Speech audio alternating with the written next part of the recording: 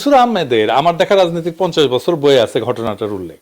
তখন আবুল মনসুর আহমেদ অবিভক্ত পাকিস্তানের ভারপ্রাপ্ত প্রধানমন্ত্রী, উনি ইন্ডিয়া গেছে রাষ্ট্রীয় সফরে।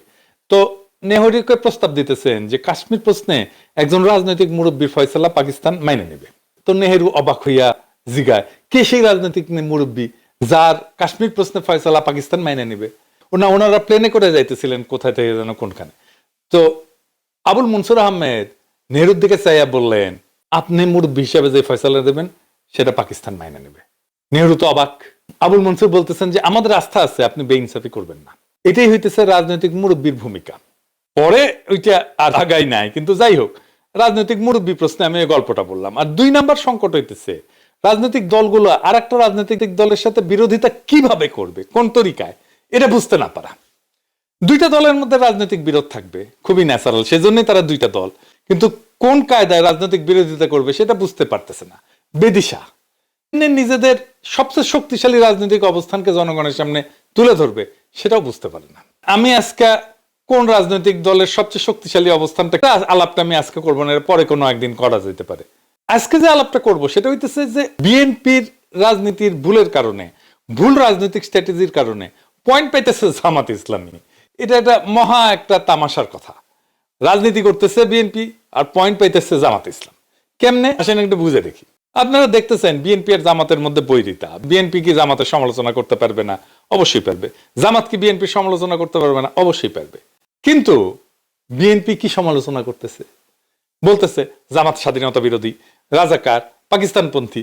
আওয়ামী লীগ তো এই একই কথা বলে জামাতকে ঘায়েল করতে চাইছিল, তাই না? পারছে? ঘায়েল করতে পারে নাই। তাহলে একই অস্ত্র দিয়ে বিএনপি পারবে? পারবে না। কারণ কি? কারণ মুক্তিযুদ্ধ যদি একটা ফুটবল লিগ হয়, আওয়ামী লীগ সেই লিগের ফার্স্ট ডিভিশনের আনবিটেবল চ্যাম্পিয়ন।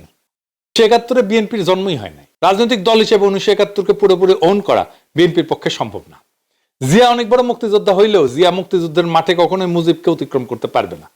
জিয়া নিজেই স্বাধীনতার ঘোষণা দিয়েছিলেন মুজিবকে মহান নেতা বাইনা। বিএনপি মুক্তিযুদ্ধে ফুটবল লিগের 2nd ডিভিশনের প্লেয়ার। তাই আওয়ামী লীগ জামাতের বিরুদ্ধেই ক্যাম্পেইন করে রাজাকার বইলা, পাকিস্তানপন্থী বইলা যে পয়েন্ট পেয়েছে তার অর্ধেক পয়েন্টও বিএনপি পাবে না। বিএনপি আওয়ামী লীগের ফেলে দেওয়া অকার্যকর অস্ত্রকে দিয়া জামাতকে ঘায়েল করতে পারবে না, লিখে রাখতে পারেন। বরং বাংলাদেশের মানুষ জানে মুক্তিযুদ্ধ শব্দটা আওয়ামী লীগ আর ইন্ডিয়ার বিশেষ পছন্দের বিষয়। রাজাকার বা পাকিস্তানপন্থী বাংলাদেশে কোনো গালি না। আর কাউকে মুক্তিযুদ্ধের বিরোধী আর পাকিস্তানপন্থী বলা মানে সেই দলের গায়ে সাচ্চা ভারত বিরোধী শক্তির ছাপ্পা মাইরা দেওয়া।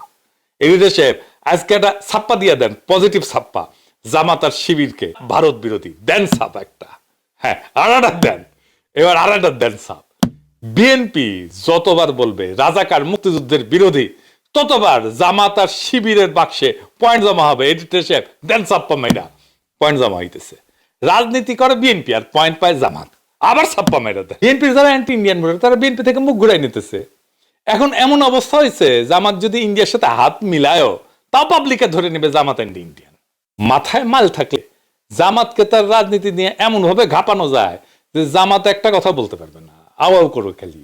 আমার জামাতের খুব স্পষ্ট ক্রিটিক আছে, সেটা 71 প্রশ্নও আছে, আপনারা শুনছেন। ওই আমার এক ভিডিও আছে 2013 সালে, সেটা মাঝে মাঝে আপ করে।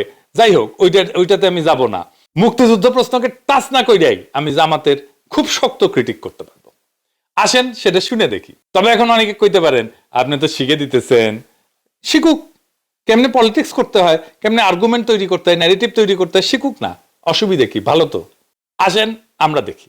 কর্নেল অলি আহমদ বীর বিক্রমের নেতৃত্বে এলডিপি এবং এনসিপি একটু আগে আমাদের সাথে তাদের বৈঠকটা সমাপ্ত হয়েছে। তারা এই বৈঠকে আসার সময় এবং সুযোগটা পাননি। তাছাড়াও দলীয় পরিসরে তারা একটা মিটিং করে আজকে রাত্রেই আমাদেরকে তারা জানিয়েছেন যে তাদের এখানে সম্পৃক্ততার ব্যাপারটা তারা আপনাদেরকে পরিষ্কার জানিয়ে দিবেন ইনশাআল্লাহ।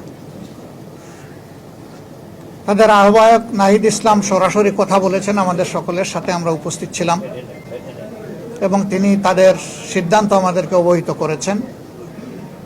তারা আরেকটি প্রেস কনফারেন্স করে তাদের সিদ্ধান্ত আপনাদেরকে ইনশাআল্লাহ জানিয়ে দেবেন। আমরা কিসের ভিত্তিতে একত্রিত হয়েছি? আমাদের লক্ষ্যের কথা আমরা বলেছি। এটা আমাদের একটি মজবুত নির্বাচনী সমঝোতা। সারা বাংলাদেশের 300 আসনে আমরা বসে নিজেদের মধ্যে আলাপ আলোচনার মধ্য দিয়ে বিভিন্ন আসন আমাদের মধ্যে আমরা নির্ধারণ করেছি।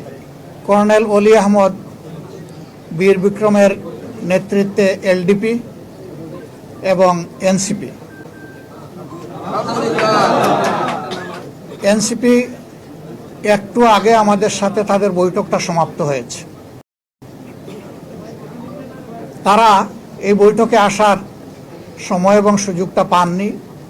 তাছাড়াও দলীয় পরিসরে তারা একটা মিটিং করে আজকে রাত্রেই আমাদেরকে তারা জানিয়েছেন যে তাদের এখানে সম্পৃক্ততার ব্যাপারটা তারা আপনাদেরকে পরিষ্কার জানিয়ে দিবেন ইনশাআল্লাহ। তাদের আহ্বায়ক নাহিদ ইসলাম সরাসরি কথা বলেছেন, আমাদের সকলের সাথে আমরা উপস্থিত ছিলাম এবং তিনি তাদের সিদ্ধান্ত আমাদেরকে অবহিত করেছেন। তারা আরেকটি প্রেস কনফারেন্স করে তাদের সিদ্ধান্ত আপনাদেরকে ইনশাল্লাহ জানিয়ে দেবেন। আমরা কিসের ভিত্তিতে একত্রিত হয়েছি? আমাদের লক্ষ্যের কথা আমরা বলেছি। এটা আমাদের একটি মজবুত নির্বাচনী সমঝোতা।